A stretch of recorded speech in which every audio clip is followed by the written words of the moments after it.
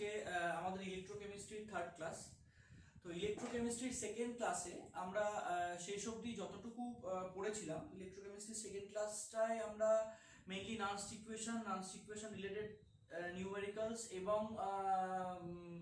Nuns equation formation এবং এই related যাবতীয় নিউমেরিক্যালসও আচ্ছা most probably I think standard hydrogen electrode এই সমস্ত বিষয়গুলো আমরা লাস্ট ক্লাসে করেছিলাম। ইলেকট্রোকেমিস্ট্রির আজকের ক্লাসে বেসিক্যালি আমরা এই গ্যালভানিক সেল রিলেটেড ছোট্ট থিওরিটিক্যাল পোর্শন দুটো আমার বাকি আছে। একটা হচ্ছে আমাদের গিবস ফ্রি এনার্জি চেঞ্জ, আরেকটা হচ্ছে আমাদের ইকুইলিব্রিয়াম কনস্ট্যান্ট, মানে কি করে কোনো একটা গ্যালভানিক সেলে যে রিঅ্যাকশনটা হচ্ছে সেই রিঅ্যাকশনটা যদি ইকুইলিব্রিয়ামে আসে তাহলে সেক্ষেত্রে ইকুইলিব্রিয়াম কনস্ট্যান্ট মানে সাম্য ধ্রুবক সেটাকে আমরা কিভাবে ক্যালকুলেট করব, কিভাবে করতে পারি, সেই সমস্ত বিষয়গুলো নিয়ে বেসিক্যালি আমরা আজকে আলোচনা করব। আর তার সঙ্গে আমরা যেটা করব, বেশ কতগুলো মোস্ট প্রবাবলি আমি এই দুটো টপিক পড়িয়ে যতগুলো কভার করতে পারবো 10টা বা 12টা নিউমেরিক্যাল প্রবলেমস, সেইগুলো নিয়ে আমরা ডিসকাস করব। ওকে, তো চলো দেখে নেওয়া যাক। সবার প্রথম আমি যে কথাটা বলবো সেটা হচ্ছে যে ইকুইলিব্রিয়াম কনস্ট্যান্ট, এটা পড়ার আগে আমি একটু একটা সেলের মধ্যে যখন ইলেকট্রিসিটি মানে ইলেকট্রিক কারেন্ট প্রডিউস করে বাই কেমিক্যাল রিঅ্যাকশনস, তো সেক্ষেত্রে তো একটা এনার্জির ওর থেকে অন্য এনার্জি কনভার্সন হয় এবং সেক্ষেত্রে আমরা দেখি যে কিছু সার্টেন ওয়ার্ক ডান ওই সেলের মধ্যে কিন্তু হয়। সেই ওয়ার্ক ডানটা কিভাবে আমরা ক্যালকুলেট করতে পারি সেই বিষয়গুলো নিয়ে আমরা একটু আলোচনা করব। তো ধরে নাও আমি একটা সেল রিঅ্যাকশন কনসিডার করছি, আমার এ থেকে বি হচ্ছে। ধরে নাও আমি একটা সেল রিঅ্যাকশন কনসিডার করছি যে সেলে আমার এ থেকে বি হচ্ছে এবং এই প্রসেসে আমার এন খানা ইলেকট্রন বা এন মোল ইলেকট্রন গৃহীত হচ্ছে। A N mole electron accept করে বি তৈরি করছে। This is a simple assumption যেটা আমরা ধরে নিলাম। ক্লিয়ার? এইবার একটা জিনিস তোমরা সবসময় মাথায় রাখবে যে 1 মোল ইলেকট্রন, আচ্ছা 1 মোল ইলেকট্রন যদি ট্রান্সফার হয় তাহলে সেক্ষেত্রে ইনভলভড কারেন্ট হয়ে যায় আমাদের 1 ফ্যারাডে। মানে 1 মোল ইলেকট্রনের প্রবাহের জন্য প্রবাহিত তড়িৎ বা 1 মোল ইলেকট্রন যদি আমাদের ফ্লো করে তাহলে সেক্ষেত্রে আমাদের যে পরিমাণ ইলেকট্রিসিটি কন্ডাক্ট করে বা যে পরিমাণ ইলেকট্রিসিটিও বহন করে অ্যাকচুয়ালি, তার ভ্যালুটা হচ্ছে আমি ধরে নিচ্ছি 1 ফ্যারাডে, বা যে পরিমাণ চার্জও ক্যারি করছে that is 1 Faraday. 1 Faraday means 96500 coulomb. অর্থাৎ আমরা একটা সিম্পল অ্যাসাম্পশন দেখে নিলাম যে 1 মোল ইলেকট্রন যদি প্রবাহিত হয়, 1 মোল ইলেকট্রন প্রবাহের ক্ষেত্রে পরিবাহিত তড়িতের পরিমাণ হচ্ছে 1 ফ্যারাডে বা 96500 কুলম্ব। ওকে, তাহলে আমার এক্ষেত্রে কতগুলো ইলেকট্রন ট্রান্সফার হয়েছে? n মোল ইলেকট্রন। তাহলে n মোল ইলেকট্রনের জন্য আমার ইলেকট্রিসিটি কত লাগবে? n Faraday.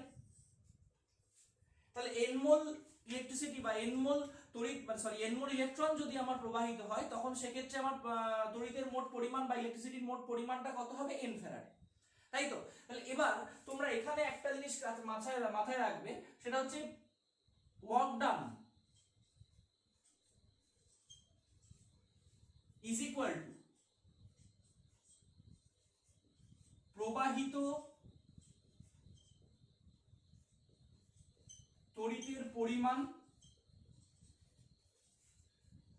Into EMF of the cell. মানে কোনো একটা সেলের ক্ষেত্রে এই ওয়ার্ক ডানটাকে আমরা ম্যাক্সিমাম ওয়ার্ক ডানও বলতে পারি, ম্যাক্সিমাম ওয়ার্ক ডান, অথবা এটাকে আমরা রিপ্রেজেন্ট করি W ম্যাক্স দিয়ে, W সাফিক্সে max.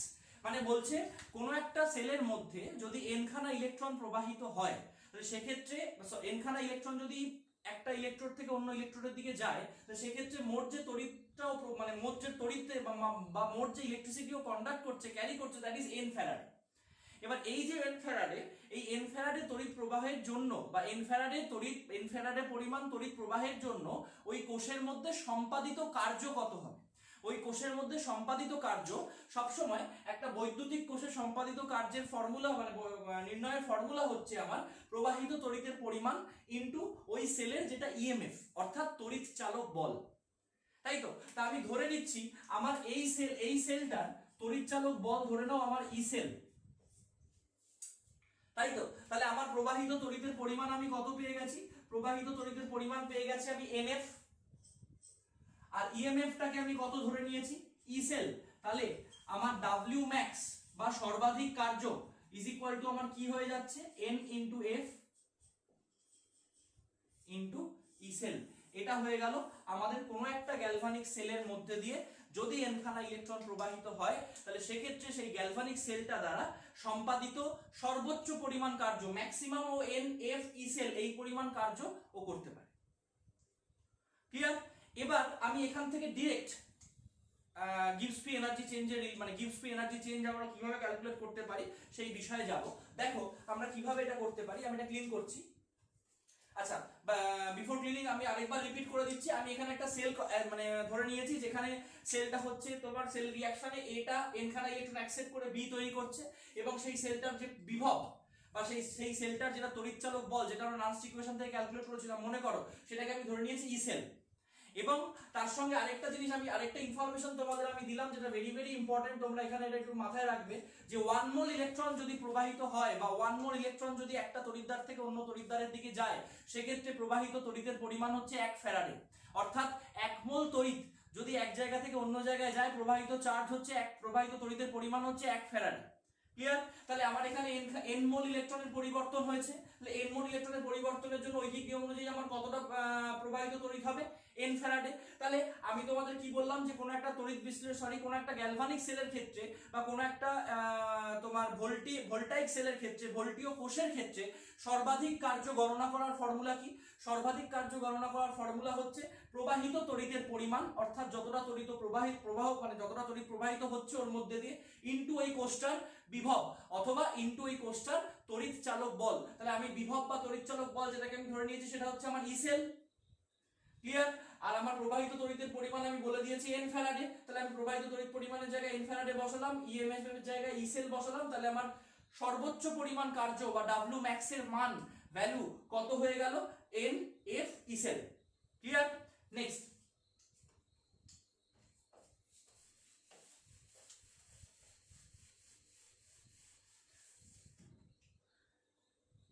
according to thermodynamics,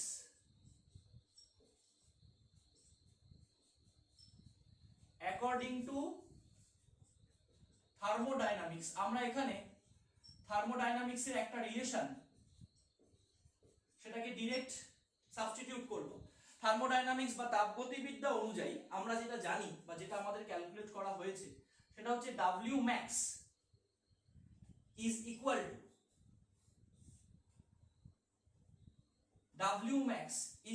to decrease in Gibbs free energy অথবা গিবস মুক্ত শক্তির হ্রাস। কি বললাম বোঝা গেল? অ্যাকর্ডিং টু থার্মোডাইনামিক্স এই যে ব্যাপারটা, যে কোনো একটা সেলের ক্ষেত্রে বা কোনো একটা কোষের ক্ষেত্রে W max is equal to decrease in Gibbs free energy অথবা গিবস মুক্ত শক্তির হ্রাস, এই প্রমাণটা তোমাদের সিলেবাসে ইনক্লুডেড নয়, এটা থার্মোডাইনামিক্স থেকে আমরা পাই। তো আমরা এই রিলেশনশিপটাকে আমাদের এখানে কাজে লাগাবো। তাহলে অ্যাকচুয়ালি আমার W max is equal to আমি কি পেলাম? মাইনাস অফ ডেল জি। তাই তো? যেহেতু আমার গিবস মুক্ত শক্তির হ্রাস বলেছে অথবা decrease in Gibbs free energy বলেছে বা হ্রাস বলেছে, দ্যাট ইজ ওয়াই আমি কিন্তু এই মাইনাস সাইনটাকে ইনক্লুড করলাম। অর্থাৎ অ্যাকর্ডিং টু থার্মোডাইনামিক্স আমি বলতে পারি যে কোনো একটা মানে কোষের ক্ষেত্রে, কোনো একটা ভোল্টাইক সেলের ক্ষেত্রে, কোনো একটা গ্যালভানিক সেলের ক্ষেত্রে সর্বোচ্চ কার্যের পরিমাণ হচ্ছে ওই সেলটার ক্ষেত্রে যে গিবস মুক্ত শক্তির হ্রাস ঘটবে বা গিবস মুক্ত শক্তির যে ডিক্রিজ হবে তার সঙ্গে ইকুয়াল। তাহলে আমার এখানে W ম্যাক্সটা হচ্ছে সর্বোচ্চ পরিমাণ কার্য বা সর্বাধিক কার্য যেটাও করতে পারে ম্যাক্সিমাম, আর তাহলে সেটা ইকুয়াল হয়ে যাবে কার সঙ্গে? আমার ডেল জি, অর্থাৎ গিবস মুক্ত শক্তির পরিবর্তন তার হ্রাসের সঙ্গে, তার ডিক্রিজ হওয়ার সঙ্গে। এবার যেহেতু হ্রাস সেই বা ডিক্রিজটা আমি বোঝাতে চেয়েছি, দ্যাট ইজ ওয়াই আমি কিন্তু এখানে মাইনাস ডেল জি লিখেছি। ক্লিয়ার? নেক্সট এবার আমি কি করব? তাহলে আমি দেখো এইমাত্র এখানে পেয়েছি কি W max is equal to আমার NF ই সেল আমি পেয়েছি। তাহলে এখান থেকে আমি বলতে পারি যে minus del G is equal to NF E cell, or আমি কি বলতে পারি del G is equal to minus NF E cell.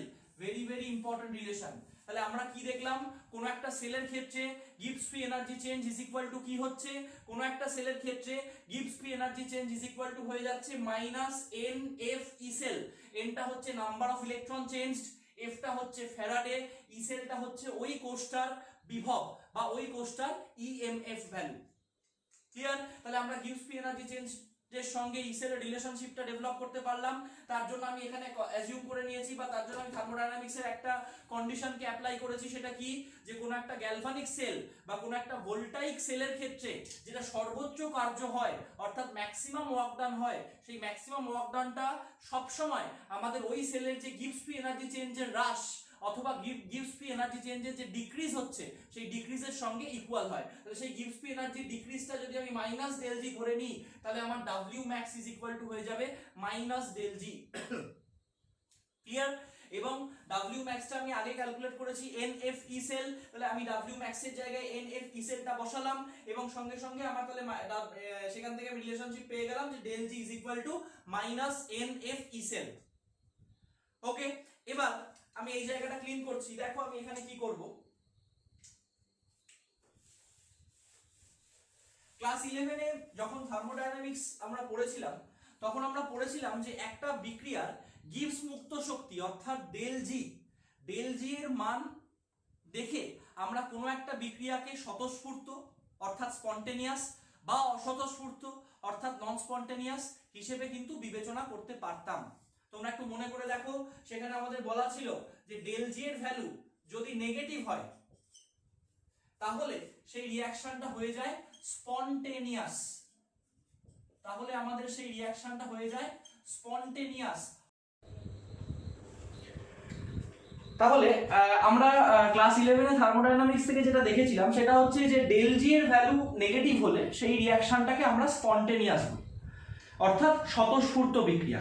তাহলে দেখো আমরা এইমাত্র কি দেখলাম যে del G is equal to minus NF E cell, তাই তো? তাহলে ডেল জি এর ভ্যালু যদি আমার নেগেটিভ হয়, তাহলে দেখো যদি আমি এখানে এই ব্যাপারটা এইভাবে বলি যে negative is equal to minus NF E cell, তাহলে আমার এই মাইনাস মাইনাস ক্যান্সেল হয়ে গেল। তাহলে আমি ultimately E cell is equal to কি পাচ্ছি, পজিটিভ। অর্থাৎ আমি বলতে পারি যে কোনো একটা রিঅ্যাকশন, যে রিঅ্যাকশনটার ক্ষেত্রে ডেল জি ভ্যালুটা নেগেটিভ, সেই রিঅ্যাকশনটার ক্ষেত্রে ডেফিনেটলি কিন্তু ওই রিঅ্যাকশনের যেটা আমার ই সেল ভ্যালু, সেই ই সেল ভ্যালুটা কিন্তু পজিটিভ হবে। অর্থাৎ কোনো একটা রিঅ্যাকশন স্পন্টেনিয়াস হওয়ার জন্য যেমন আমাদের সেই রিঅ্যাকশনের গিবস মুক্ত শক্তি পরিবর্তন অথবা গিবস ফ্রি এনার্জি চেঞ্জটা নেগেটিভ হওয়া দরকার, ঠিক সিমিলারলি কোনো একটা রিঅ্যাকশন হওয়ার জন্য আমার ই সেল ভ্যালুটা মানে কোনো একটা সেল রিঅ্যাকশনকে স্পন্টেনিয়াস বা স্বতঃস্ফূর্ত হওয়ার জন্য তার বিভবের মান বা তার ই সেল ভ্যালুটা কিন্তু অবশ্যই আমাদের পজিটিভ হওয়া দরকার। ক্লিয়ার? কি বললাম বোঝা গেল? ওয়ান সেকেন্ড আমি বলছি যে ডেল জি নেগেটিভ মানে হচ্ছে রিঅ্যাকশনটা স্পন্টেনিয়াস রিঅ্যাকশন বা স্বতঃস্ফূর্ত বিক্রিয়া। তাহলে কোনো একটা রিঅ্যাকশনের ডেল জি যদি নেগেটিভ হয় তাহলে সেই রিঅ্যাকশনটার ই সেল আমার কি হবে, এখানে যদি তোমার নেগেটিভ ভ্যালু তুমি বসাও তোমার মাইনাস মাইনাস ক্যান্সেল হয়ে যাচ্ছে। এনটা হচ্ছে নাম্বার অফ ইলেকট্রন চেঞ্জড, এনটা হচ্ছে নাম্বার অফ ইলেকট্রন চেঞ্জড অর্থাৎ ইলেকট্রন সংখ্যার পরিবর্তন, যেটা কখনো নেগেটিভ হতে পারে না। আর এফ মানে হচ্ছে ফ্যারাডেস কনস্ট্যান্ট 96500 কুলম্ব, যেটা একটা কনস্ট্যান্ট ভ্যালু যার মান সব সময় ধনাত্মক। অর্থাৎ আমাদের ই সেল ভ্যালুটা কি হবে, অলওয়েজ পজিটিভ হবে। আমাদের ই সেল ভ্যালুটা কি হবে, অলওয়েজ পজিটিভ হবে। অর্থাৎ আমি বলতে পারি যে কোনো একটা রিঅ্যাকশনের ক্ষেত্রে সেই রিঅ্যাকশনটা ডেল জি যদি নেগেটিভ হয়, সেই রিঅ্যাকশনটা ডেল জি যদি নেগেটিভ হয় তাহলে সেই রিঅ্যাকশনটার ই সেলটা হয়ে যাচ্ছে পজিটিভ। এবং দুটো ক্ষেত্রেই কিন্তু আমাদের সেলের মধ্যে যে সংগঠিত বিক্রিয়া হচ্ছে বা কোষের মধ্যে যে বিক্রিয়াটা সংগঠিত হচ্ছে সেই বিক্রিয়াটা কিন্তু স্পন্টেনিয়াস অথবা স্বতঃস্ফূর্ত। তার মানে আমি ডেল জি নেগেটিভ মানে যেমন স্পন্টেনিয়াস বা স্বতঃস্ফূর্ত বলতে পারি, কোন একটা কোষের ক্ষেত্রে তার ই সেল ভ্যালু পজিটিভ মানে কিন্তু আমি বলতে পারি যে কোষের মধ্যে যে বিক্রিয়াটা সংগঠিত হচ্ছে সেটা স্পন্টেনিয়াস বা স্বতঃস্ফূর্ত। ক্লিয়ার? নেক্সট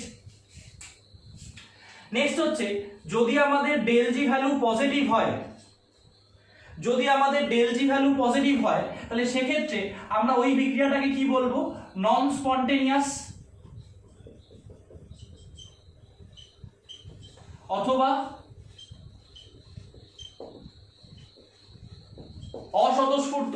তাহলে কোনো একটা রিঅ্যাকশনের ক্ষেত্রে ডেল জি যদি পজিটিভ হয় তাহলে সেই রিঅ্যাকশনটা দেখো, ডেল জি যদি পজিটিভ হয় তাহলে আমার ই সেল ভ্যালুটা কি হয়ে যাবে,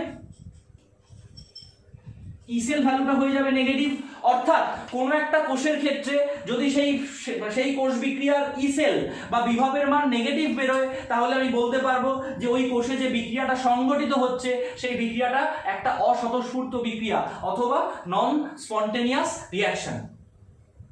ক্লিয়ার?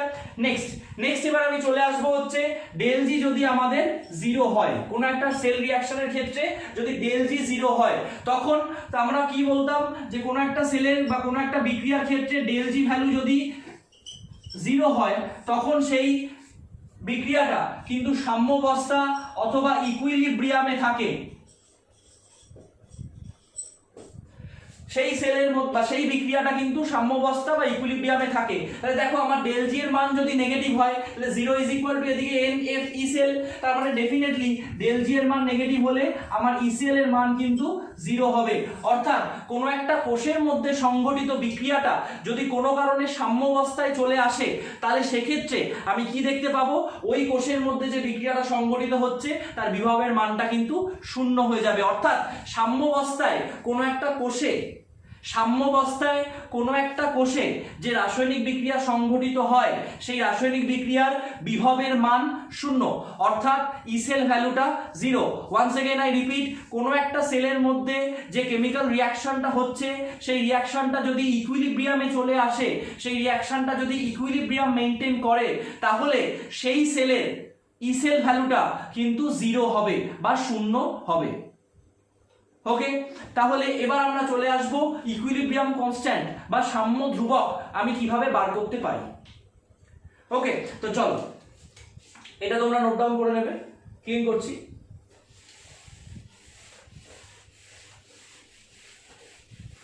মনে করো আমি একটা রিঅ্যাকশন কনসিডার করছি, সে 2 মোল A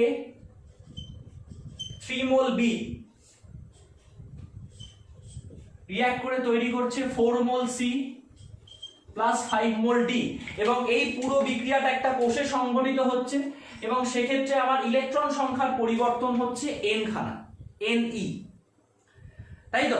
তাহলে দেখো আমি এটার ক্ষেত্রে নান্স ইকুয়েশন কি লিখতে পারি, E cell is equal to E0 cell minus 0.059 by n, আমি এখানে এটা লিখে দিচ্ছি, বলে দিচ্ছি এটা হচ্ছে at 298 কেলভিন, অর্থাৎ 298 kelvin উষ্ণতায়, log concentration of C to the power 4, concentration of D to the power 5 by concentration of A to the power 2, concentration of B to the power 3। দেখো নান্স ইকুয়েশন যেভাবে আমরা লিখে এসেছি এত দিন বা এতগুলো ক্লাসে, সেটাই আমি বললাম যে E cell is equal to E0 cell minus 0.059 by n, যেহেতু n খানা ইলেকট্রন চেঞ্জ হয়েছে তাই আমি এখানে n দিলাম, log concentration of products by concentration of reactants, মানে বিক্রিয়াজাত পদার্থের গাঢ়ত্বের গুণফল বাই বিক্রিয়ক পদার্থের গাঢ়ত্বের গুণফল। এবং মাইন্ড ইট, আমরা কিন্তু কনসেন্ট্রেশন টার্মগুলো লেখার সময় এই যে কোএফিসিয়েন্টগুলো, এই কোএফিসিয়েন্টগুলোকে কিন্তু পাওয়ারে বসিয়েছি। ওকে, এইবার যদি রিঅ্যাকশনটা সাম্যাবস্থায় আসে, অর্থাৎ যদি রিঅ্যাকশনটা কোনোভাবে ইকুইলিব্রিয়াম এ চলে আসে বা সাম্যাবস্থায় চলে আসে তাহলে সেক্ষেত্রে সাম্যাবস্থায় আমি এইমাত্র দেখেছি সাম্যাবস্থায় আমার ই সেলের মানটা কত হয়ে যায়, 0। সাম্যাবস্থায় যদি রিঅ্যাকশনটা সাম্যাবস্থায় চলে আসে তাহলে সেক্ষেত্রে আমার ই সেলের ভ্যালুটা কত, 0। এবং তোমরা ক্লাস 11 ইকুইলিব্রিয়াম চ্যাপ্টারে পড়েছিলে, মনে করে দেখো যে সাম্য ধ্রুবক কে বা কেসি হিসেবে তোমরা পড়েছিলে, কেসি ইজ ইকুয়াল টু কি হয়, প্রোডাক্টের কনসেন্ট্রেশন বাই রিঅ্যাক্ট্যান্টের কনসেন্ট্রেশন, প্রোডাক্টের কনসেন্ট্রেশন বাই রিঅ্যাক্ট্যান্টের কনসেন্ট্রেশন অ্যাকচুয়ালি, তাহলে আমরা কিন্তু কেসি ইজ ইকুয়াল টু এইটা লিখতে পারতাম, তাই তো। এবং কেসিটাকে আমরা কি বলতাম, কেসিটাকে আমরা বলতাম কিন্তু সাম্য ধ্রুবক, কেসিটাকে আমরা বলতাম সাম্য ধ্রুবক অথবা ইকুইলিব্রিয়াম কনস্ট্যান্ট। তাহলে কোনো একটা বিক্রিয়া যখন ইকুইলিব্রিয়ামে আসবে তখন, বা কোনো একটা বিক্রিয়া যখন সাম্যাবস্থায় আসবে তখন সেই অবস্থায় ওই বিক্রিয়ায় যে বিক্রিয়াজাত পদার্থ রয়েছে তাদের গারত্বের গুণফল বাই যে বিক্রিয়ক পদার্থ রয়েছে তাদের গারত্বের গুণফল, এই অনুপাতটাকে আমরা কিন্তু ওই বিক্রিয়ার সাম্য ধ্রুবক বা কেসি, স্পেসিফিক্যালি কেসি বলতে পারি, তাই তো। তাহলে ধরে নিচ্ছি আমি এই কোষের মধ্যে যে বিক্রিয়াটা সংঘটিত হচ্ছে সেই বিক্রিয়াটা ধরে নিচ্ছি আমি সাম্যাবস্থায় চলে এসেছে। সাম্যাবস্থায় চলে আসা মানে নান্স ইকুয়েশনে আমার এই ইসেলের ভ্যালুটা কত হয়ে যাবে, 0, তাই তো। তাহলে দেখো আমি ইসেলের ভ্যালুটা 0 বসিয়ে এই ইকুয়েশনটাকে আরো একবার রিরাইট করব। আমি এই জায়গাগুলো একটু মুছছি, তোমরা নোট ডাউন করে নাও। তাহলে দেখো সাম্য ধ্রুবক বার করার জন্য আমি যখন সাম্যাবস্থার কন্ডিশনটা কনসিডার করছি তখন আমার ইসেলটা হয়ে যাচ্ছে 0। তাহলে আমি কি লিখতে পাচ্ছি, 0 is equal to E0 cell minus 0.059 by n log, এই পুরোটা যেহেতু সাম্যাবস্থায় আছে এই পুরোটার জায়গায় আমি বসিয়ে দিলাম কেসি। ওকে, তাহলে এবার দেখো জাস্ট আমি একটু সিম্পলিফাই করে নেব। আমি এরকম লিখতে পারি 0.059 by n into log kc is equal to E0 cell. Just এটাকে এদিকে নিয়ে এসেছি, তাহলে আমার log kc is equal to কি হয়ে যাচ্ছে, n into E0 cell by 0.059। এইটা হচ্ছে আমার কোনো একটা কোষ বিক্রিয়ায় অংশগ্রহণকারী বিক্রিয়াটা যদি সাম্যাবস্থায় আসে তাহলে সেক্ষেত্রে সাম্য ধ্রুবক বা ইকুইলিব্রিয়াম কনস্ট্যান্ট গণনা করার ফর্মুলা, যেখানে এনটা হচ্ছে আমার number of electron changed, E0 সেলটা হচ্ছে E0 cathode minus E0 anode, যেভাবে আমরা সেলের স্ট্যান্ডার্ড পোটেনশিয়াল বার করেছি লাস্ট ক্লাসে, আর 0.059টা তো একটা কনস্ট্যান্ট টার্ম যেটা আমার 298 কেলভিনে ক্যালকুলেট করে আসে, যেটা আমরা গত ক্লাসে বলেছি। ক্লিয়ার? তাহলে আমার সাম্য ধ্রুবক বা সাম্য ইকুইলিব্রিয়াম কনস্ট্যান্ট ক্যালকুলেট করার ফর্মুলা আমার কি হলো, এইটা। ওকে, তাহলে এই ইকুইলিব্রিয়াম কনস্ট্যান্টের কনসেপশনের সঙ্গে সঙ্গে আমাদের এই গ্যালভানিক সেলের থিওরিটিক্যাল পোর্শনে যা যা পড়ার ছিল আমাদের সেটা কমপ্লিট হচ্ছে। আমরা এবার বেসিক্যালি কি করব, আমরা নিউমেরিক্যাল প্রবলেমসগুলোতে যাব, নিউমেরিক্যাল প্রবলেমসগুলোকে 1 বাই 1 দেখব। ওকে, তো চলো তোমাদের নিউমেরিক্যাল প্রবলেমসগুলো আমি এক এক করে বলছি, কতগুলো হবে আমি জানি না, আমি চেষ্টা করছি অনেকগুলো করার। তো এই জায়গাটা তোমরা নোট ডাউন করে নাও, আমি ক্লিন করছি।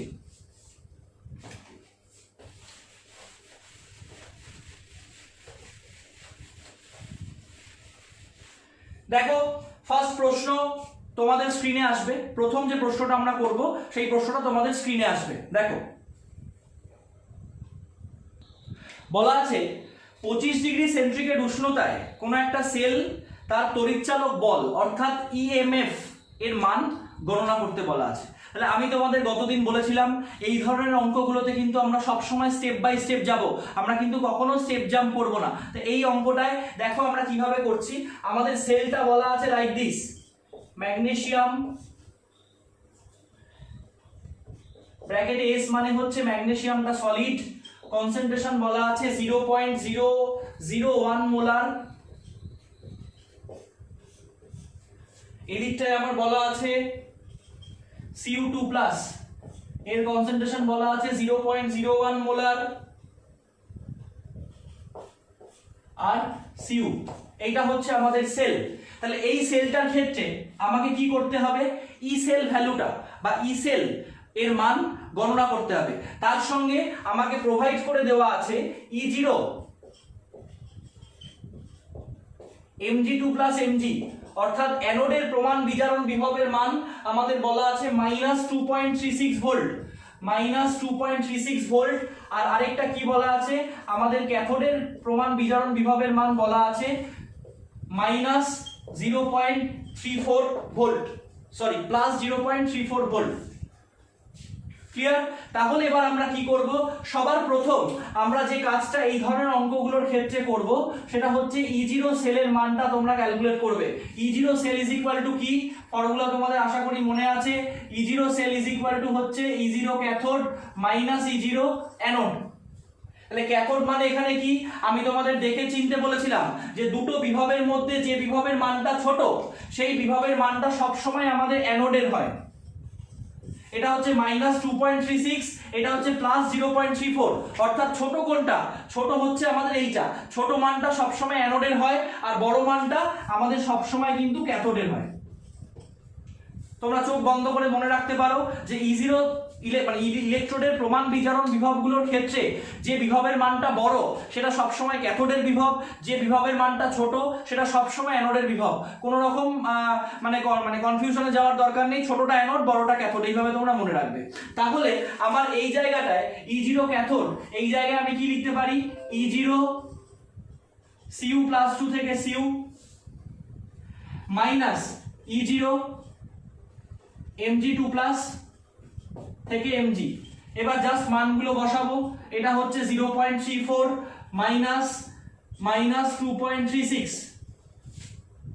তাহলে এখানে আমার E0 সেলের ভ্যালুটা কত হয়ে গেল, 2.70 ভোল্ট। তাহলে আমি কি বললাম, প্রথমেই সেলটা পেয়ে যাওয়ার পর, প্রথমেই প্রশ্নে সেলটা দেখে নেওয়ার পর এবং এই মানগুলো তোমার প্রশ্নে দেওয়া আছে, তোমরা প্রশ্নটা আরেকবার দেখো, সেখান থেকে তোমরা কি করবে, E0 সেলের মানটা আগে পরিষ্কার পরিচ্ছন্নভাবে বার করে নেবে।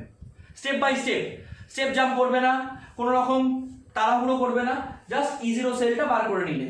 ক্লিয়ার? এবার আমি কি করব, আমি এই জায়গাটা ক্লিন করছি, আমার বোর্ডটা ছোট, আমাকে মাথায় রাখতে হবে আমার E0 সেলটা কিন্তু 2.70 ভোল্ট বেরিয়েছে। ওকে, আমি ক্লিন করছি। নেক্সট তোমাদের কাজ কি হবে, নেক্সট তোমাদের কাজ হবে হচ্ছে অ্যানোড রিঅ্যাকশন লেখা। নেক্সট তোমরা লিখবে এখানে অ্যানোড রিঅ্যাকশন। অ্যানোডে আমার কি রিঅ্যাকশন হচ্ছে, Mg থেকে Mg2+ হচ্ছে এবং দুটো ইলেকট্রন বর্জিত হচ্ছে, অর্থাৎ দুটো ইলেকট্রন রিলিজড হচ্ছে, তাই তো? এই যে দেখো Mg থেকে Mg2+ হলো, এই Mgটা কিন্তু আমার সলিড আছে। নেক্সট আমার ক্যাথোড রিঅ্যাকশন, ক্যাথোডে আমার কি হচ্ছে, Cu2+ আয়ন থেকে Cu, অর্থাৎ একটা Cu2+ আয়ন দুটো ইলেকট্রন গ্রহণ করছে, করে আমার হয়ে যাচ্ছে metallic copper, solid copper. Clear? এই যে Cu2+ থেকে Cu। তাহলে অ্যানোড রিঅ্যাকশন ক্যাথোড রিঅ্যাকশন লেখা কমপ্লিট। এবার আমি কি করব, এবার আমি লিখব হচ্ছে টোটাল সেল রিঅ্যাকশন।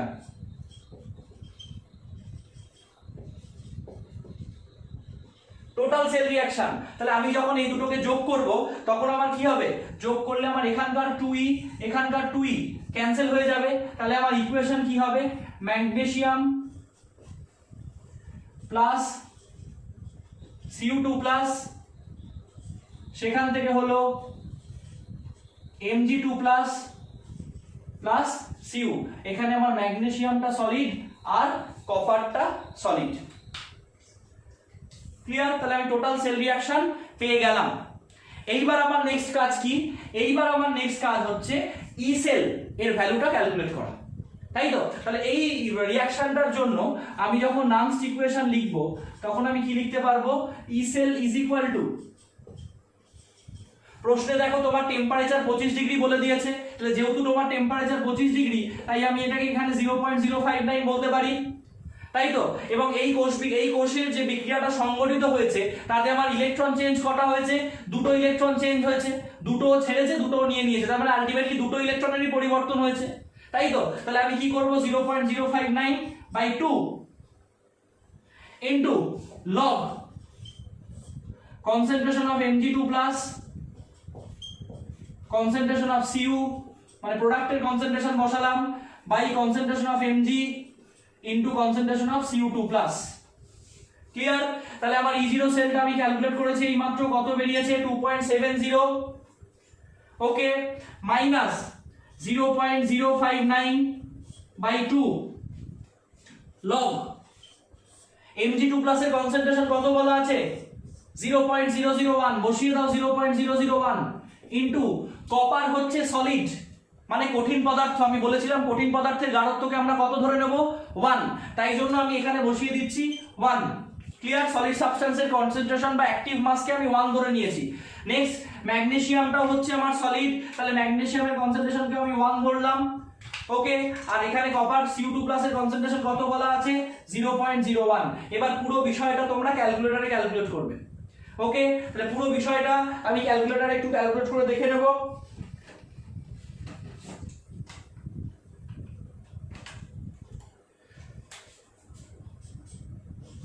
.7295 এইটা হয়ে গেল আমাদের ই সেল ভ্যালু।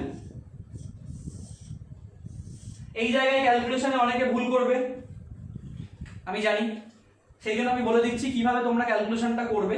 মাথায় রাখবে এই পুরো পার্টটা কিন্তু আমার আলাদা, এই পুরো পার্টটা কিন্তু আমার আলাদা। তাই পুরো পার্টটা এই 2.70টা যেরকম আছে সেরকম লিখে দিলে, লগের ভ্যালুটা ক্যালকুলেট করলে তার সঙ্গে এটা মাল্টিপ্লাই করে যেটা হলো সেটা লিখলে, মাইনাস করে তুমি অ্যান্সার মাইনাস হোক প্লাস হোক ক্যালকুলেট করে তুমি দেখে নেবে 2.7295 আমাদের ই সেল ভ্যালু আসছে। ওকে, তাহলে আমরা করতে পারলাম প্রথম অঙ্ক। বোঝা গেল কিভাবে করলাম? প্রথমে E0 সেল বার করলাম, তারপর অ্যানোড রিঅ্যাকশন ক্যাথোড রিঅ্যাকশন লিখলাম, তারপর টোটাল সেল রিঅ্যাকশন লিখলাম। টোটাল সেল রিঅ্যাকশন লিখে নেওয়ার পর আমরা কি করলাম? নালস ইকুয়েশনটা ফর্ম করলাম।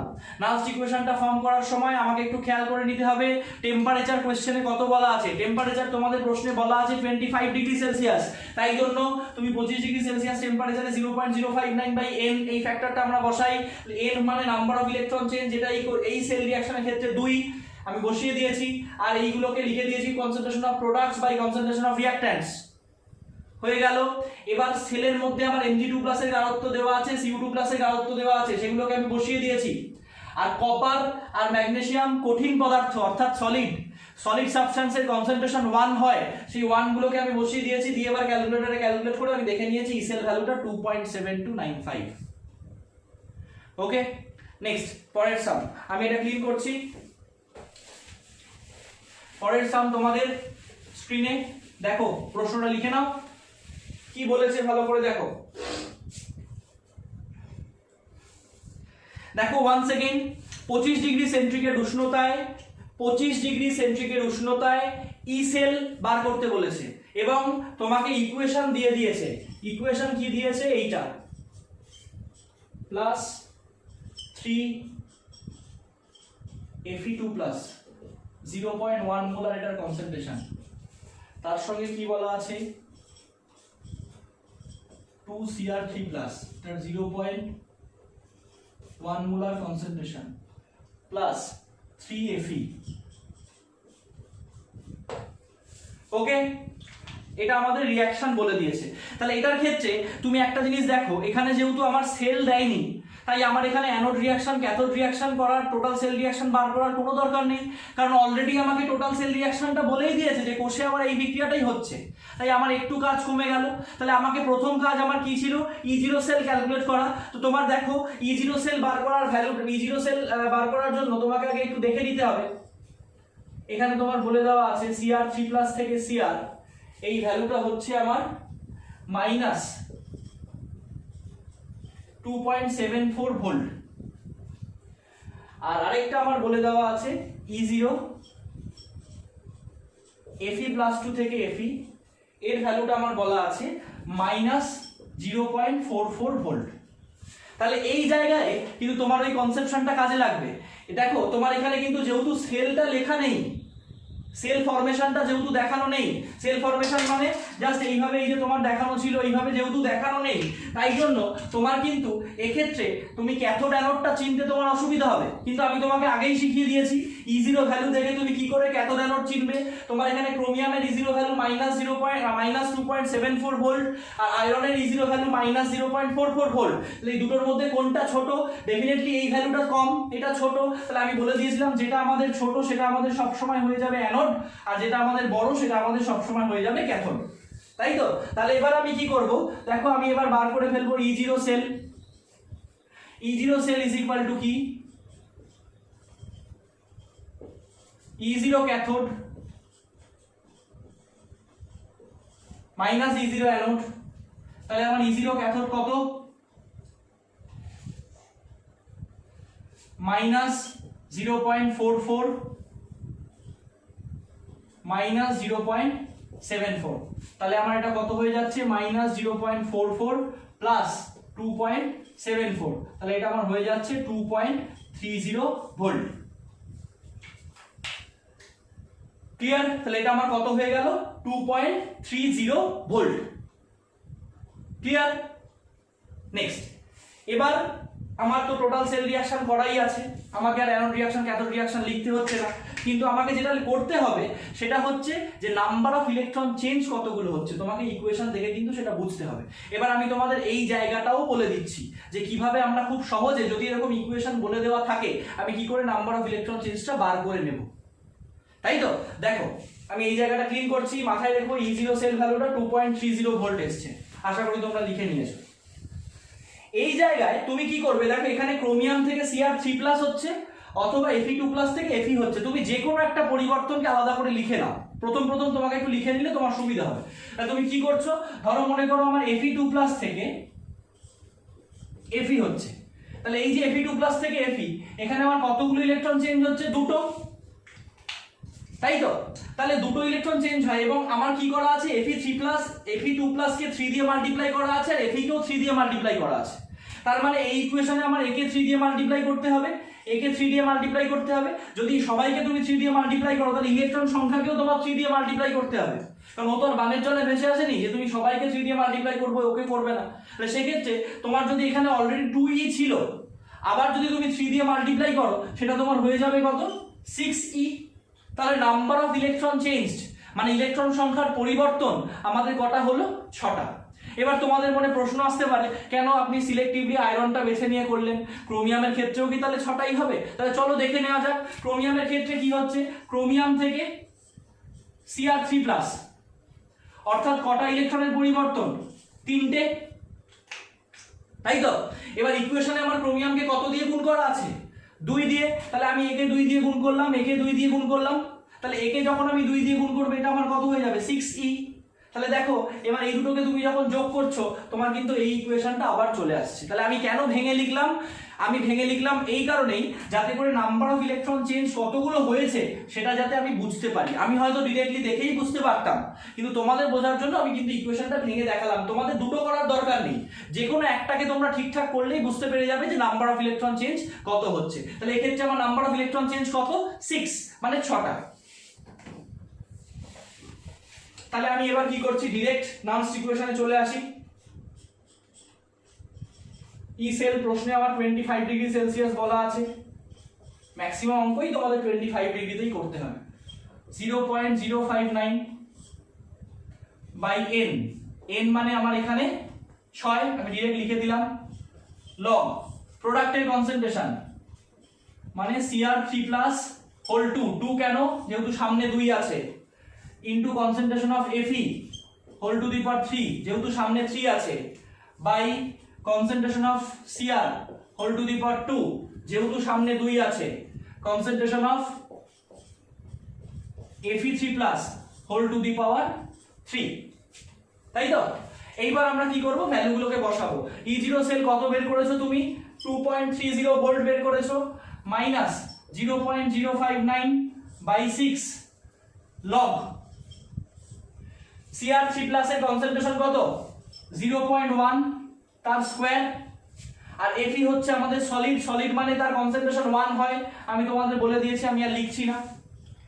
ওকে, আস্তে আস্তে তোমাদেরকেও করতে হবে। তাহলে Fe3+ এর কনসেন্ট্রেশন কত, 0.1, 0.1 এর কি কিউব, তাই তো? হয়ে গেল।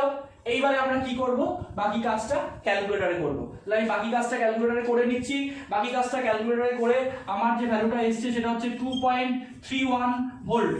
দশমিকের পরে দুটো সংখ্যা নিয়েছি আমি, 2.31 ভোল্ট। ওকে, তাহলে আমার এই যে সেলটা, এই যে কোষ বিক্রিয়াটা আমার দেওয়া আছে, তার বিভব বা তার ইএমএফ বা তার তড়িৎচালক বল, এর মান কত বেরোলো, 2.31 ভোল্ট। ক্লিয়ার? মুছে দিচ্ছি। নেক্সট, মুছে দিলাম।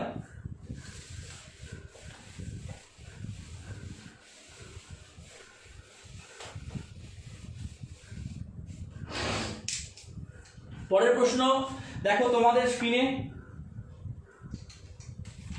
বলেছে একটা রিঅ্যাকশন পার্টিকুলারলি বলে দেওয়া আছে, তার ইকুইলিব্রিয়াম কনস্ট্যান্ট বার করতে বলেছে, টেম্পারেচার বলা নেই। আমি তোমাদের আগে বলেছিলাম যে টেম্পারেচারটা যদি বলা না থাকে আমরা 25 ডিগ্রি সেলসিয়াস ধরে নিয়েই করব, কারণ আমরা যখনই আমাদের স্ট্যান্ডার্ড টেম্পারেচার বলা থাকে না, আমরা অ্যাকচুয়ালি স্ট্যান্ডার্ড টেম্পারেচারটা মানে ধরে নিয়ে 25 ডিগ্রি সেলসিয়াস ধরে নিয়ে অঙ্কগুলো করি। তাহলে আমার এখানে ইকুয়েশনটা একটু আমি লিখি।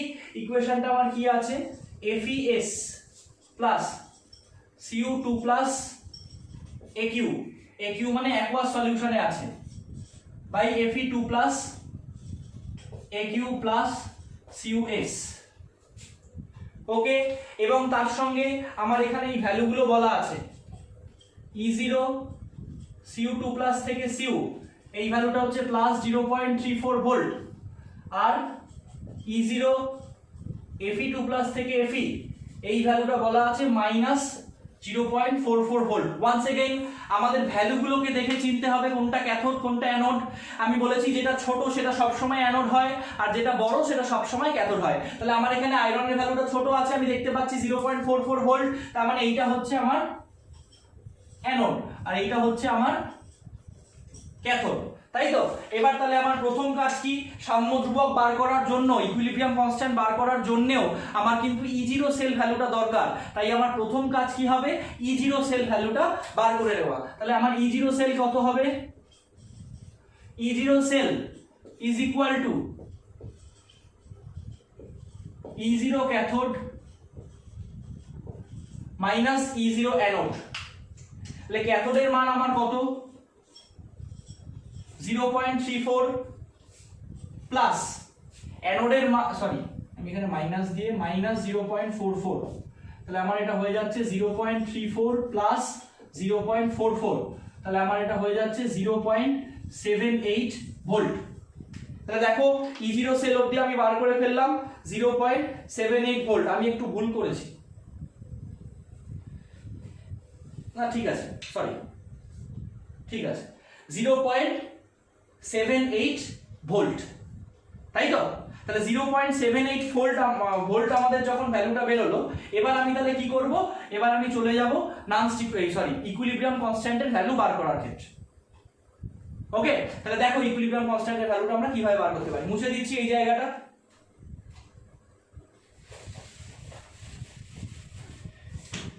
তাহলে দেখো আমাদের ইকুইলিব্রিয়াম কনস্ট্যান্ট মানে log Kc is equal two, আমরা এইমাত্র কি লিখলাম, n into E0 cell by 0.059, তাই তো।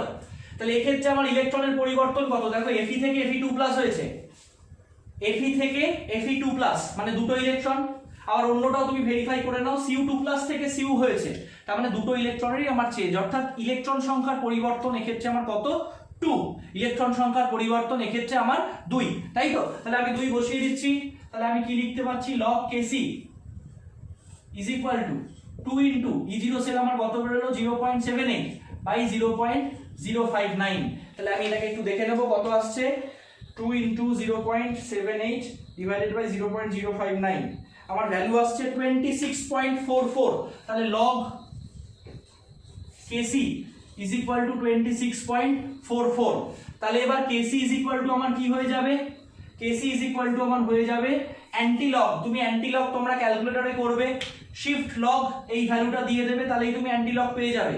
অনেকে আমাকে বলছে যে অ্যান্টিলগ করতে পারছি না ক্যালকুলেটরে, এটা তোমাদের অভ্যেসের জন্য। যাই হোক, তুমি অ্যান্টিলগ এছাড়াও ডিরেক্ট করতে পারো, 10 টু দি পাওয়ার 26.44 করে দাও, তোমার অ্যান্টিলগ হয়ে যাবে, যদি সেটা লগ থাকে, লগ বেস 10 থাকে।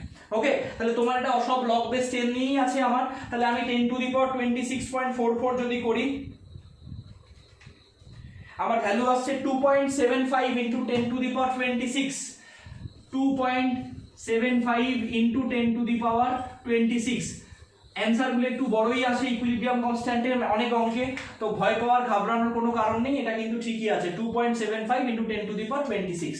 ওকে, তাহলে আমরা কি করলাম, সবার প্রথম আমরা E0 সেলটা বার করে নিয়েছি।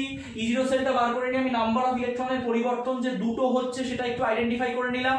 তারপরে আমার ফর্মুলাতে একটু আগে আমরা ডিরাইভ করেছি log K is equal to 25 degree Celsius টেম্পারেচারে log K is equal to n into E0 cell by 0.059 বসিয়ে দিয়ে আমরা কেসি এর ভ্যালুটা ক্যালকুলেট করলাম। ওকে, নেক্সট আমি ক্লিন করছি পরের অঙ্ক তোমাদের স্ক্রিনে।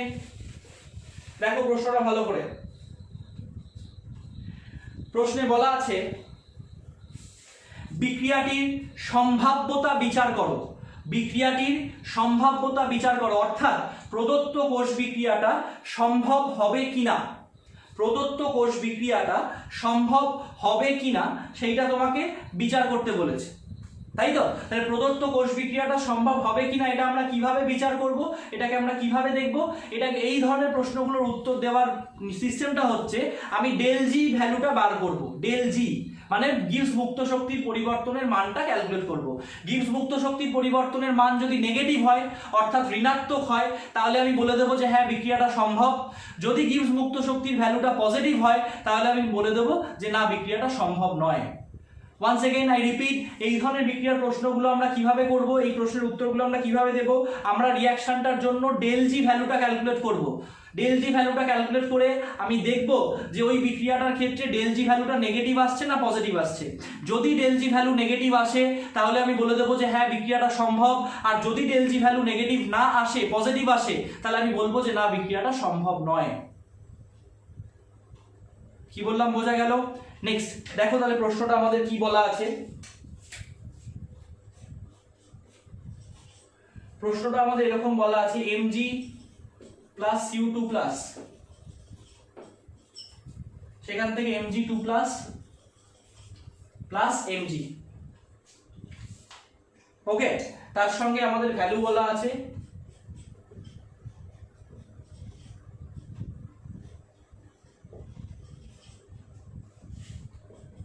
মাইনাস 2.36 ভোল্ট আর E0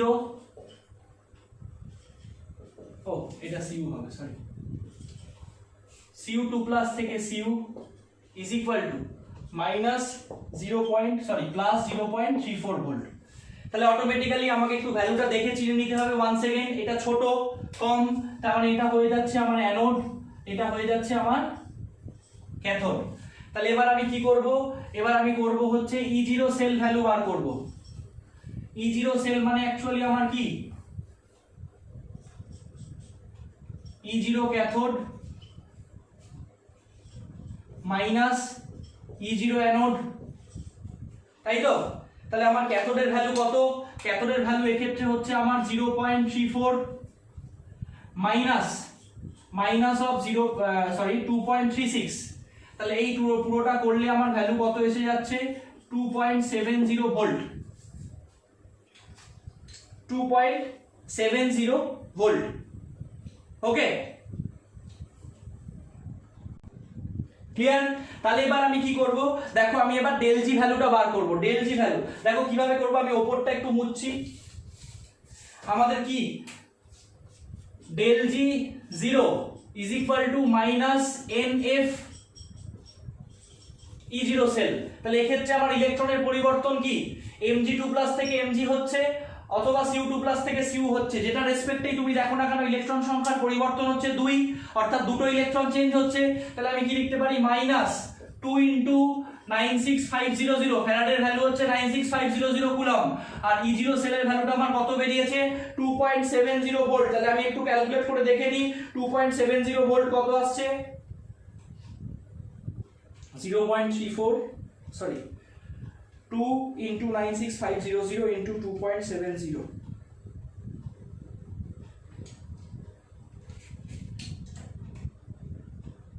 ভ্যালুটা আমাদের আসছে মাইনাস 521100 জুল, তাই তো? অর্থাৎ 5,21,100 জুল মাইনাস। তাহলে যেহেতু আমার এই প্রদত্ত বিক্রিয়াটার ক্ষেত্রে ডেল জি এর ভ্যালুটা নেগেটিভ এসছে, সুতরাং আমি বলতে পারি রিঅ্যাকশন ইজ পসিবল, অথবা বিক্রিয়াটি সম্ভব। ওকে, নেক্সট চলো পরের প্রশ্ন। দেখো আমি এটা ক্লিন করছি। পরের প্রশ্ন তোমাদের স্ক্রিনে, প্রশ্নটা দেখো।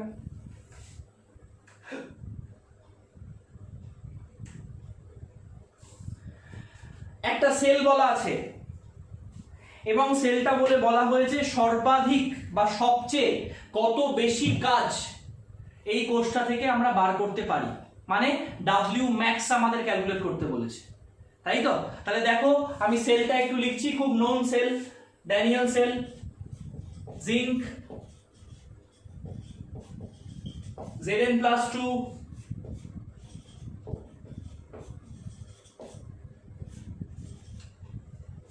এবং এটার ক্ষেত্রে আমার E0 Zn2 + Zn এটার ভ্যালু বলা আছে -0.76 ভোল্ট, E0 Cu2 + Cu এর ভ্যালু বলা আছে +0.34 ভোল্ট।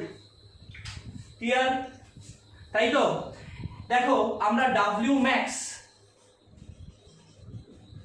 is equal to কি পড়েছি, MFE সেল, তাই তো? তাহলে আমরা E0 সেল দিয়েও কিন্তু W max টা ক্যালকুলেট করতে পারি প্রমাণ অবস্থায়, মানে আমি W max is equal to যেমন NFE সেল বলতে পারি, NFE0 সেলও বলতে পারি স্ট্যান্ডার্ড স্টেটে বা প্রমাণ অবস্থায়। ওকে, তাহলে প্রমাণ অবস্থায় আমার E0 সেলটা এই পার্টিকুলার সেলের ক্ষেত্রে আমার E0 cell is equal to কি হচ্ছে, E0 ক্যাথোড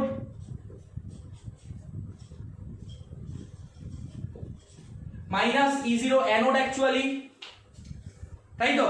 তাহলে দেখো আমার ক্যাথোড, এখানে আমি ভ্যালু দেখে চিনতে তোমাদের বলেছিলাম, যেই ভ্যালুটা ছোট সেটা হচ্ছে আমাদের অ্যানোডের ভ্যালু, যেই ভ্যালুটা বড় সেটা হচ্ছে আমাদের ক্যাথোডের ভ্যালু।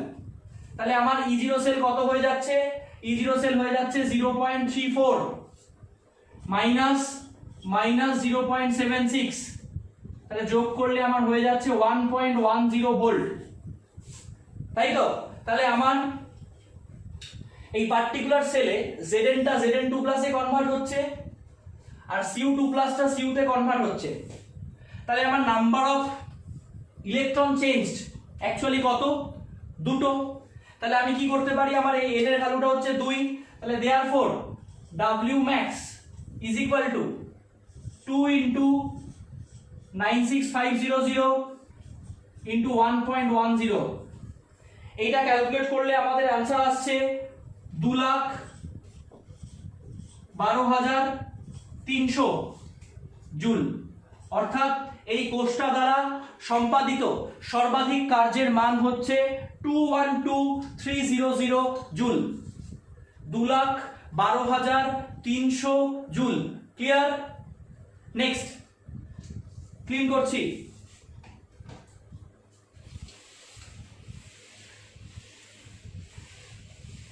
পরের প্রশ্ন দেখো, পরের প্রশ্ন তোমাদের স্ক্রিনে একটা সেল দেওয়া আছে, মানে একটা সেল রিঅ্যাকশন রাদার বলেছে এই সেল রিঅ্যাকশনটার ক্ষেত্রে সাম্য ধ্রুবক গণনা করো, এবং প্রশ্নটা এতটাই সহজ যে তোমাকে E0 সেলটাই দিয়ে দিয়েছে, তোমাকে E0 ক্যাথোড E0 অ্যানোড আলাদা আলাদা করে দেয়নি, ডাইরেক্ট E0 সেল প্রশ্নে বলে দিয়েছে। তাহলে চলো আমরা করে ফেলি, খুবই সহজ অঙ্ক। প্রশ্নটাকে লিখে নেব 4Br minus plus O2 plus 4H plus, সেখান থেকে হচ্ছে 2Br2 প্লাস 2H2O, এবং এটার ক্ষেত্রে E0 সেল কত বলে দিয়েছে, 0.16 ভোল্ট, তাই তো? তাহলে সবার আগে আমি তো ফর্মুলাটা জানি, log Kc is equal to n into E0 cell by 0.059।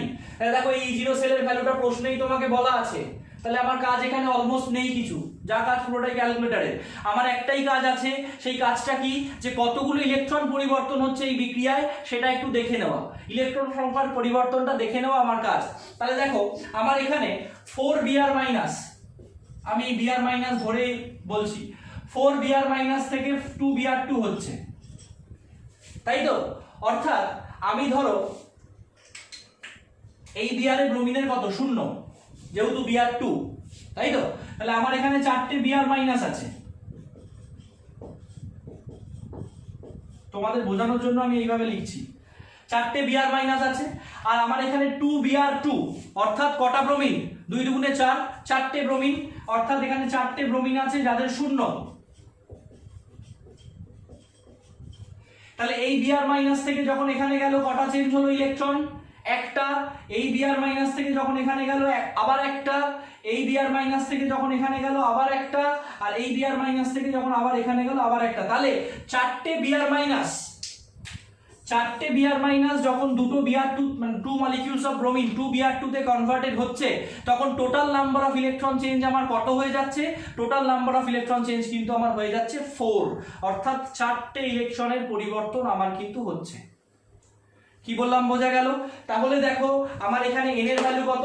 4। তাহলে আমি ইকুয়েশনটা কি লিখছি? log Kc is equal to 4 into E0 সেলের ভ্যালু কোশ্চেনেই বলে দেওয়া আছে 0.16 বাই 0.059।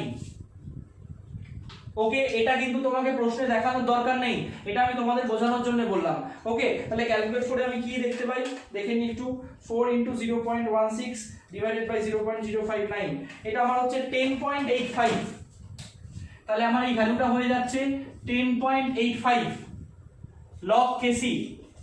তাহলে আমার এখান থেকে লগ হাটানোর নিয়মটা আমি কি বলেছিলাম? অ্যান্টি লগ করবে অথবা 10 টু দি পাওয়ার এই ভ্যালুটা দিয়ে দেবে 10.85।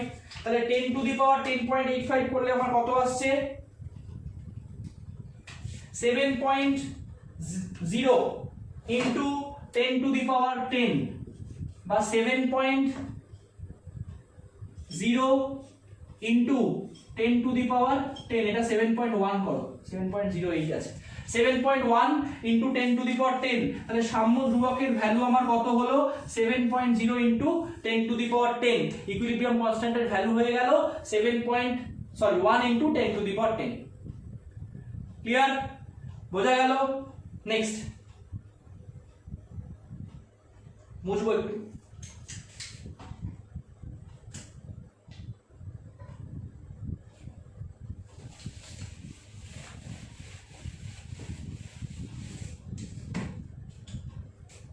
নেক্সট প্রশ্ন তোমাদের স্ক্রিনে দেখো।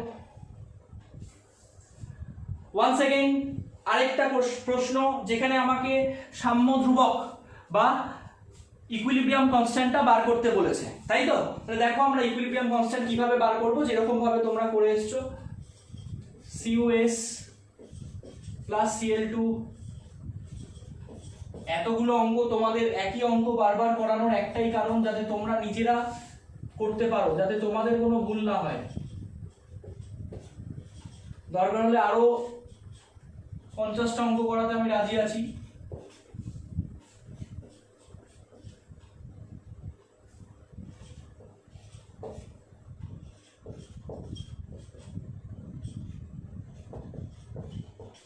দেখো প্রশ্ন অনুযায়ী এইটুকু আমাদের ইনফরমেশন দেওয়া আছে, আমাদের কাজটা খুবই সহজ, বুঝতেই পারছো। আচ্ছা, এখানে যেটা ছোট অর্থাৎ এইটা ছোট, তার মানে এটা হচ্ছে আমার অ্যানোড, এটা বড়, তাহলে এটা হচ্ছে আমার ক্যাথোড, তাই তো? সবার প্রথম আমার কাজ হচ্ছে E0 সেল বার করা। E0 cell is equal to কি? E0 cell is equal to E0 cathode minus E0 anode. তাহলে ক্যাথোডের ভ্যালু কত? 1.36 মাইনাস 0.34, তাহলে 1.02 ভোল্ট। এটা হয়ে গেল আমার E0 সেলের ভ্যালু। ওকে, তাহলে দেখো E0 সেলের ভ্যালুটা আমার 1.02 হচ্ছে। নেক্সট পরের প্রশ্ন, সরি এটা শেষ হয়নি। এবার হচ্ছে আমার ইকুইলিব্রিয়াম কনস্ট্যান্ট আমাকে ক্যালকুলেট করতে হবে। তার আগে নাম্বার অফ ইলেকট্রন চেঞ্জ, এক্ষেত্রে ইলেকট্রন সংখ্যার পরিবর্তন কটা হচ্ছে সেটা দেখা। তাহলে দেখো এখানে কপারের আমার 0, আর এই যে CuCl2, এই CuCl2 তে কপারের হচ্ছে +2, তাহলে আমার ইলেকট্রন সংখ্যার পরিবর্তন কটা হচ্ছে? দুটো। নেক্সট এবার আমরা দেখবো তাহলে কি করে সাম্য ধ্রুবকটা গণনা করবো। এটা আমি ক্লিন করলাম।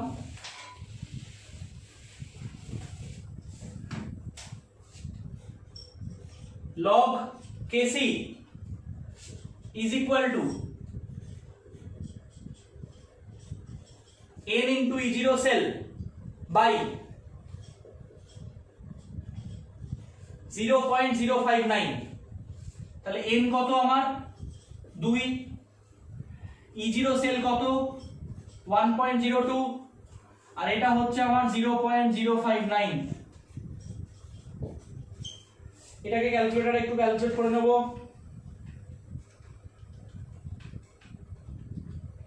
34.58 log kc, তাহলে আমার kc is equal to কি হয়ে যাবে 10 to the power 34.58। তাহলে আমি এবার একটু করে নিই 10 to the power 34.58 3.80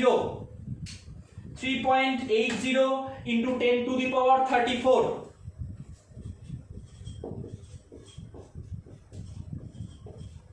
এইটা হয়ে গেল আমাদের আনসার কেসি। ওকে, নেক্সট ক্লিন করছি।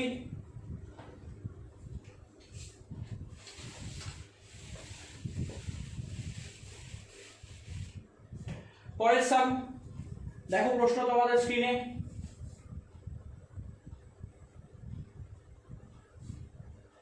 একটা সেল দেওয়া আছে, তার সেল পটেনশিয়াল বার করতে বলা আছে। ওয়ান্স এগেইন একই প্রবলেম, আমি কিন্তু তাও করছি তোমাদের যাতে কোনো কনফিউশন না থাকে। প্রত্যেকে কিন্তু সমস্ত অঙ্কগুলো খাতায় নোট ডাউন করবে। দেখো সেলটা কি বলা আছে, Fe থেকে Fe2+, এটা 0.6 মোলার বলা আছে। তারপরে Sn, এটার কনসেন্ট্রেশন 0.2 মোলার বলা আছে থেকে Sn, এই Snটা হচ্ছে সলিড। আর কি বলা আছে, E0 Fe2+ থেকে Fe, এটার ভ্যালু বলা আছে -0.44 ভোল্ট। আচ্ছা, E0 Sn2+ থেকে Sn, এটার ভ্যালু বলা আছে 0.14 ভোল্ট, তাই তো? তাহলে আমি বলে দিয়েছি ওয়ান সেকেন্ড, যেটা ছোট সেটা অ্যানোড। এখানে আমার এমনিতেও সেল থেকে আমি দেখতেও পাচ্ছি, এটা বড় সেটা ক্যাথোড। তাহলে আমার E0 cell is equal to কি, E0 cathode minus E0 anode. ক্যাথোডের ভ্যালু কত 0.14 মাইনাস অ্যানোডের ভ্যালু কত -0.44। তাহলে আমার E0 সেলটা কত হচ্ছে +0.58 volt. Clear? +0.58 volt. This is our E0 cell value for this cell. Next, এবার আমি কি করব, অ্যানোড রিঅ্যাকশন।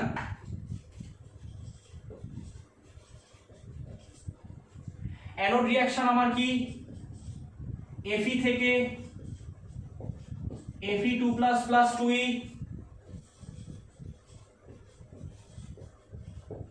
ক্যাথোড রিঅ্যাকশন কি Sn +2 + 2e থেকে Sn। তাহলে আমার টোটাল সেল রিঅ্যাকশন কি হবে,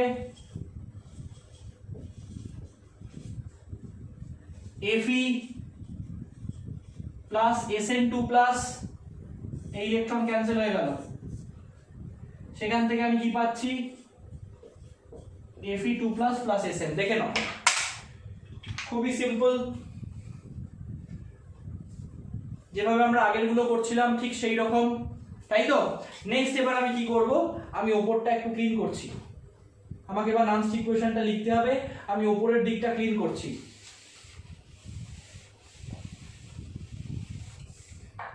তাহলে এটার ক্ষেত্রে E cell is equal to E0 cell -0.059 by 2। এক্ষেত্রে আমাদের ইলেকট্রনের পরিবর্তন কতগুলো ইলেকট্রনের, দুটো ইলেকট্রনের, তাই বাই 2 করলাম। Log concentration of Fe2+ into concentration of Sn, যেহেতু এরা প্রোডাক্ট, তাই তো, by concentration of Fe into concentration of Sn2+। Clear? Next এটা মুছে দিলাম।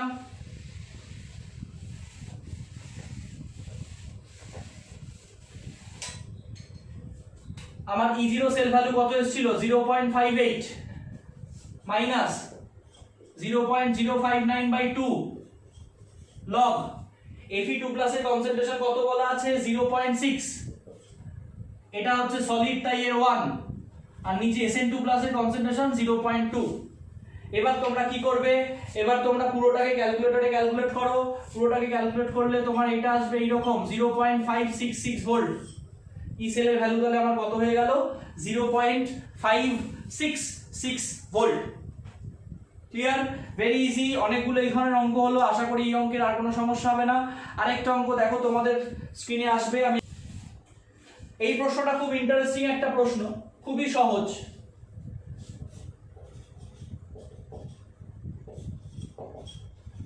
দেখো একটা সেল দেওয়া আছে,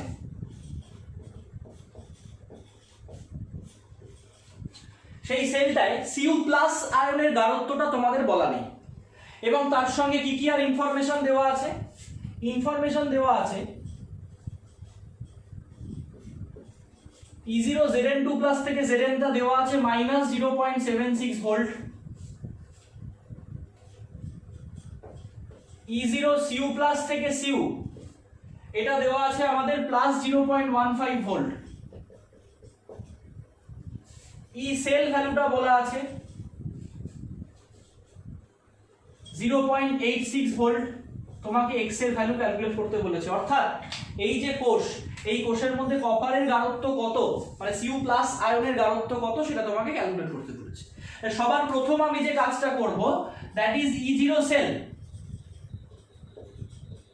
is equal to E0 cathode minus E0 anode,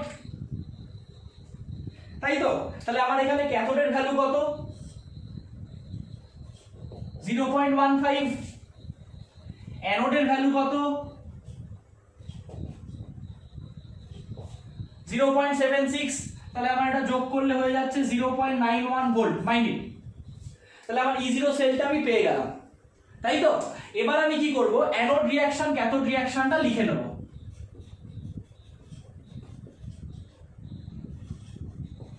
anode reaction, দেখো অ্যানোডে আমার কি হচ্ছে, অ্যানোডে হচ্ছে আমার Zn টা Zn2+ এ কনভার্ট হচ্ছে, দুটো ইলেকট্রনের পরিবর্তন হচ্ছে। Zn টা Zn2+ এ কনভার্ট হলো, দুটো ইলেকট্রনের পরিবর্তন হচ্ছে। নেক্সট ক্যাথোড রিঅ্যাকশন, ক্যাথোডে কি হচ্ছে মাইন্ড, দেখো Cu+ থেকে Cu হচ্ছে, তাহলে কটা ইলেকট্রনের পরিবর্তন, একটা। তাহলে এবার এই দুটোকে যোগ করে যখন আমি টোটাল সেল রিঅ্যাকশন বার করতে যাব, আমার তো ইলেকট্রন সংখ্যাটা সমান হওয়া দরকার, তা না হলে তো ইলেকট্রন সংখ্যাটা কাটবে না। তাহলে আমাকে কি করতে হচ্ছে, এই ইকুয়েশনটাকে বোথ সাইডে আমি 2 দিয়ে মাল্টিপ্লাই করে দিলাম, হয়ে গেল। তাহলে আমার টোটাল সেল রিঅ্যাকশনটা কি দিয়ে দাঁড়ালো, Zn প্লাস 2Cu+, সেখান থেকে হচ্ছে Zn2+ প্লাস 2Cu, এই ইলেকট্রন ইলেকট্রন কিন্তু ক্যান্সেল হয়ে গেল। ওকে, তাহলে এটা হয়ে গিয়ে দাঁড়ালো আমার টোটাল সেল রিঅ্যাকশন। এবার আমি কি করব, নামস্ট ইকুয়েশনে পুরো ভ্যালুটাকে বসাবো। ওকে, তাহলে দেখো নামস্ট ইকুয়েশনে পুরো ভ্যালু বসালে কি হয়, আমি ওপরটা ক্লিন করছি। একটু মনে রাখবে E0 সেল ভ্যালুটা ছিল 0.91, লিখে নিয়েছো আশা করি। তাহলে আমার E cell is equal to E0 cell minus 0.059/2, 2 কেন, যেহেতু দুটো ইলেকট্রনের চেঞ্জ হয়েছে, log concentration of Zn2+ into concentration of Cu তার স্কয়ার, কেন স্কয়ার, যেহেতু এখানে 2 আছে, by concentration of Zn into concentration of Cu+ তার স্কয়ার, কেন স্কয়ার, যেহেতু Cu+ এর আগে টোটাল সেল রিঅ্যাকশনে আমার 2 আছে, তাই তো? নেক্সট এবার আমি কি করব, ভ্যালুগুলোকে বসাবো। এটা ক্লিন করলাম। তাহলে আমার ই সেলের ভ্যালু কত বলা আছে 0.86 প্রশ্নেই বলা আছে। E0 সেল আমি বার করেছি 0.91 মাইনাস 0.059/2 লগ জিঙ্কের কনসেন্ট্রেশন 2.0, কপার হচ্ছে সলিড তাই ওর কনসেন্ট্রেশন 1, জিঙ্ক হচ্ছে সলিড তাই ওর কনসেন্ট্রেশন 1, আর Cu প্লাসের কনসেন্ট্রেশন x বলা আছে, পাওয়ার আছে তাই x স্কয়ার। ক্লিয়ার? এবার আমি কি করছি দেখো 0.86 minus 0.91 is equal to minus 0.059/2 log 2/x square।